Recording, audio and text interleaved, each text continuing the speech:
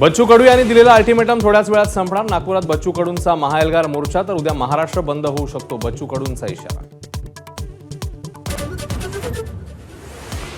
आदित्य ठाकरेंच्या सादरीकरणाची मुख्यमंत्र्यांकडून खिल्ली। आदित्य ठाकरेंनी महाराष्ट्राचा पप्पू असल्याचं सिद्ध करू नये, मुख्यमंत्र्यांचा टोला।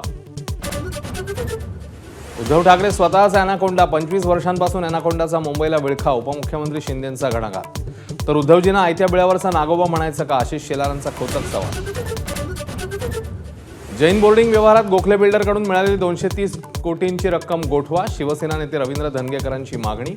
तर हातात कागद येईपर्यंत लढा सुरूच ठेवणार, जैन मुनींकडून स्पष्ट। वसंतदादा शुगर इन्स्टिट्यूटच्या चौकशीचे मुख्यमंत्र्यांचे आदेश। अनुदान मूळ उद्देशाप्रमाणे होतं का ते तपासण्याच्या सूचना। तर मुख्यमंत्र्यांनी ठाण्यानंतर बारामतीकडे मोर्चा वळवला, रोहित पवारांची टीका। फलटणमधील महिला डॉक्टरचा शवविच्छेदन अहवाल पोलिसांच्या हाती। डॉक्टरच्या शरीरावर कोणत्याही जखमा नाहीत, मृत्यू गळफास घेऊन झाल्याचं उघड। तर मुलीची हत्या झाल्याचा वडिलांचा आरोप।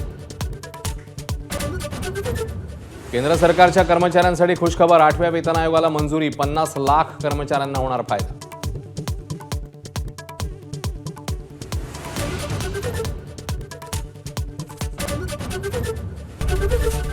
एबीपी माझा, उघडा डोळे बघा नीट।